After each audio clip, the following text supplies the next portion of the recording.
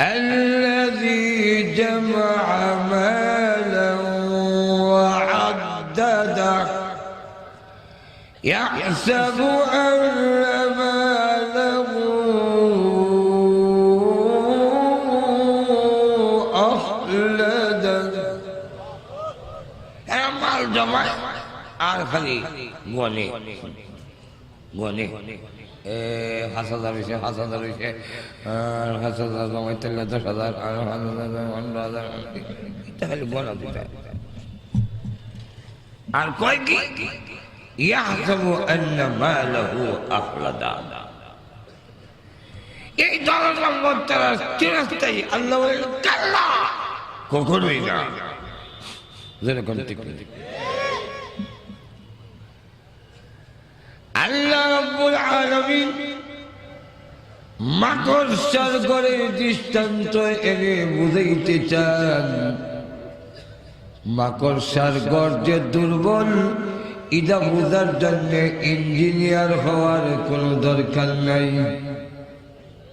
ঘুমাই গেছেন না কেন কিছু হা না করে মাকড়সার ঘর যে দুর্বল এটা বুঝবার লেগে কি শিক্ষিত হওয়ার লাগলো এটা কি খালি শুধু পুরুষরা বোঝে মহিলারা বোঝে না শুধু এখন শুধু বাচ্চারা আল্লাহ এমন একটি দৃষ্টান্ত আনলেন যাতে সকলেই বুঝতে পারে শিক্ষিতরাও বোঝে অশিক্ষিতরাও বোঝে পুরুষরাও বোঝে নারীরাও বোঝে বড়রাও বোঝে ছোটরাও বোঝে মাকড়সার ঘর খুব দুর্বল।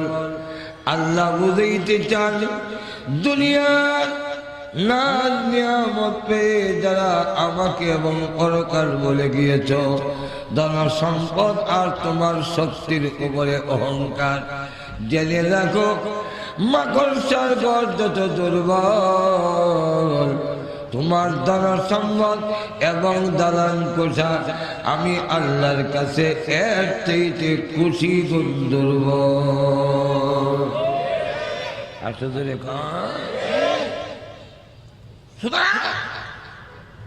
মাকড়সার ঘরের যেমন অস্তিত্ব থাকে না ঠিক তেমনি ভাবে একটু ধাক্কা দিলে আল্লাহ যখন একটা ধাক্কা দিব অথবা যখন তামাম পৃথিবী ধ্বংস করার জন্য একটা হু দিব তখন দেখবা তোমার দালান কোঠা পৃথিবীর কিচ্ছুই নেই মুহূর্তে শেষ। আর শুধু এই দুনিয়ার ধন সম্পদ পাইয়া নিয়ামত পেয়ে যারা আল্লাহ ভুলে গেছে আখিরাত ভুলে গেছে তাদের গাফলতি ভেঙ্গে আখিরাতের দিকে ধাবিত করার উদ্দেশ্যে আল্লাহ মাকড়সার দৃষ্টান্ত এই সূরার মধ্যে এনেছে। এই জন্য এই সূরার নাম সূরাতুল আনকাবুত। এই সূরার প্রথম কয়েকখানা আয়াতের ব্যাপারে তাফসীর করা দুই ভাগে বিভক্ত। এক দলে বলে এই প্রথম কয়েকখানা আয়াত মক্কায় নাযিল হয়েছে। আরেক দল তাফসীর করা বলেন এই কয়েকখানা আয়াত রাসূল মদিনা যাওয়ার পরে নাযিল হয়েছে। যারা বলেন মক্কায় অবতীর্ণ হয়েছে তাদের কাছে এই দুইখানা আয়াত দুই তিনখানা আয়াত নাযিল হওয়ার শানে নজুল দুইটা। কয়টা? যারা কয় এই আয়াতগুলো নাযিল হয়েছে রাসূল মদিনা যাওয়ার পরে তাদের দৃষ্টি তো শানে নজুল দুইটা। তাইলে দুই দলে মিললা শানে নজুল করা শানে নজুল হইতে হইতে চলে ছুঁয়ে তফসিরও দেবেন সব শানে নজুল করা যাবে না, দুই একটা কই নাকি না অসুবিধা হইতেছে। এক নম্বর শানে নজুল ইসলামের প্রাথমিক যুগে যারা ঈমান আনতে রাসূলের ডাকে যারা সাড়া দিয়েছেন বেশিরভাগ গোলাম গরিব অসহায় বাড়িঘর নাই বৈতল আপনারা মরিবাজার এদিকে হয় বৈতল, আমাদের ব্রাহ্মণবাড়ি হয় বাদাইমা। এই জাতীয় লোকগুলো বেশিরভাগ ইমান এনেছে। আর ইসলামের বিরুদ্ধে যারা, এরা বেশিরভাগ হইল মালওয়ালা, টাকাওয়ালা, রাশিয়াল বাহিনী। তারা তাই নিরীহদের উপরে নির্যাতনের স্টিম রোলার চালাই দিয়েছে। এটা স্বাভাবিক। যারা সবল হয় তারা দুর্বলের উপরে অত্যাচার চালায় দেয়। আজকের বিশ্বের দিকে লক্ষ্য করে দেখে শুধু দুর্বলের উপরে অত্যাচার। কোন কোন সাহাবীকে জ্বলন্ত আগুনের আংরার মধ্যে শুয়ে রাখছে, কোন কোন সাহাবীকে লোহার পোশাক পরিধান করে আগুনের মধ্যে রেখে দিয়েছে, কোন কোন সাহাবীকে উত্তপ্ত মরুভূমির বালুর মধ্যে রেখে দিয়েছে। ফিজায় অজ্ঞান হয়ে গেলে মরুভূমিতে ফেলে আসে, যখন হুশ আসে আবার বেঁচায়। এর মধ্যে একজনের নাম খাব্বাব, একজনের নাম আম্মার, একজনের নাম বিলাল নির্যাতনের স্টিম রোলার চালাইছে। ওনাদের কি বলা হয়, হয়তো ইসলাম ছেড়ে দিবে আর না হয় তোমাদের মরণ হবে। এই দুই পথ ছাড়ার কোনো পথ নেই, কোনটা করবি? তখন খাব্বাব, আম্মার, বিলাল রিদওয়ানুল্লাহি তাআলা আলাইহিম আজমাইন তারা জবাব দিত, রে কাফেররা, এইভাবে যদি তোমরা আমাদেরকে নির্যাতন করো, আমাদের মৃত্যু হয়ে যায়, এমন কোন সিস্টেম যদি থাকে, আল্লাহ পৃথিবীতে আবারও আমাদের পাঠায়, আবার তোমরা আগুন দিয়ে জ্বালাও, আবার যদি আল্লাহ পাঠায়, আবার তোমরা ধরে আগুন দিয়া যদি জ্বালাও, এমনি ভাবে 100বার আগুন দিয়ে জ্বালাইল, এক মুহূর্তের জন্য আমরা ঈমান হারা হব না।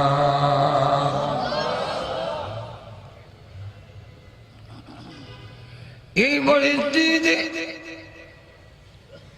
একদিন আল্লাহর নবী খানায়ে কাবার দেওয়ালের মধ্যে এইভাবে এলান দিয়ে বসা। সাহাবীরা এসে বললেন, ইয়া রাসূলুল্লাহ, ইয়া হাবিবাল্লাহ, ওগো আল্লাহর নবী, আপনি না বলেছেন আল্লাহর সাহায্য আসবে? মাতা রাসূলুল্লাহ, আল্লাহর সাহায্য কখন আসবে? ওগো নবীজি, আল্লাহর সাহায্য কোন দিন আসবে? আমাদের অতি নির্যাতনের অত্যাচারের মাত্রা ছাড়াই গেছে, নির্যাতনের স্টিম রোলার আমাদের উপরে চালাইয়ে দিয়েছে। নবী গো, আর কত ধৈর্য ধরব, আর কত সবর করব? আল্লাহর সাহায্য কি আমাদের উপরে আসবে না? আল্লাহর নবী তখন সোজা হয়ে বসলেন। বসে তিনি বলেন, ও সাহাবীরা, তোমরা বড় তাড়াহুড়া শুরু করে দিয়েছ।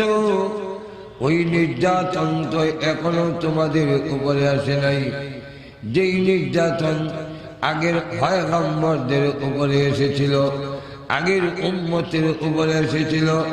কোন নবীকেও করাত দিয়ে মাঝখান দিয়ে দ্বিখণ্ডিত করেছে, কোন পয়গম্বরকে লোহার চিরুনি দিয়ে টেনে টেনে শরীর থেকে গোশতগুলো এনে দিয়েছে। রাসূল পৃথিবীতে আসার মাত্র 70 বছর আগে যু নওয়াজ, সেই মুশরিক বাদশা, ঈমান আনার অপরাধে একজন দুইজন নয় 20,000 নারী পুরুষকে রাসূল পৃথিবীতে আসার মাত্র 70 বছর আগে 20,000 নারী পুরুষকে আগুন দিয়ে জ্বালিয়ে দিয়েছে। নবীজি ডাক দিয়ে বলেন, সাহাবীরা রে, ওই নির্যাতন তো এখনো তোমাদের প্রতি আসে নাই, ধৈর্য ধরো, সবর করো, আল্লাহর সাহায্য আসবে, কোনো সন্দেহ নাই।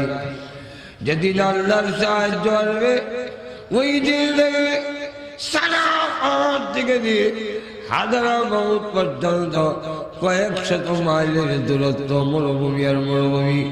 আল্লাহর নবী বলেন এমন একদিন আসবে সেই 300-400 মাইল এরিয়া একজন মহিলা একা একা এসে যাবে। দর্শনের কোনো ভয় থাকবে না, ইফতিজিদের কোনো ভয় থাকবে না, চুরি ডাকাতি হওয়ার কোনো ভয় থাকবে না। নবীজি এই কথা বাস্তবিকই দেখা গেল। আমিরুল মুমিনিন ওমর রাদিয়াল্লাহু আনহু বলে একজন মহিলার দিকে লক্ষ্য করে দেখা যায় মহিলা এতে যাচ্ছেন নির্বিঘ্নে, কোনো ভয় নাই, আলা দেখলে বোঝা যায় ভয় নাই। সাহাবী বলেন আমি কাছে গেলাম, জিজ্ঞাসা করলাম মাগো ও মা কোথা থেকে এসেছেন এবং কোথায় যাবেন? ওই মহিলার জবান দিয়ে আল্লাহ নবীর জবান মুবারক থেকে যেই 2 জায়গার নাম বের হয়ে এসেছিল, এই মহিলার জবান দিয়ে ওই 2 জায়গার নাম বের হয়ে এসেছে। মহিলা ডাক দিয়ে বলে সারা থেকে এসেছি, হায়দ্রাবাদ পর্যন্ত যাব। সাহাবী বলেন আনন্দে তিনি কেঁদে দিলেন, চোখের পানি ছেড়ে দিলেন।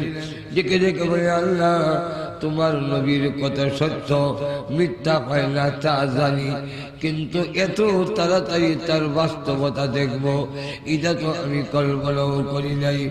ও তোমার নবী বলেছিলেন সারা পাহাড় থেকে হায়দ্রাবাদ পর্যন্ত এই মহিলার জবান দিয়া 2 জায়গার নাম বের হয়ে এসেছে।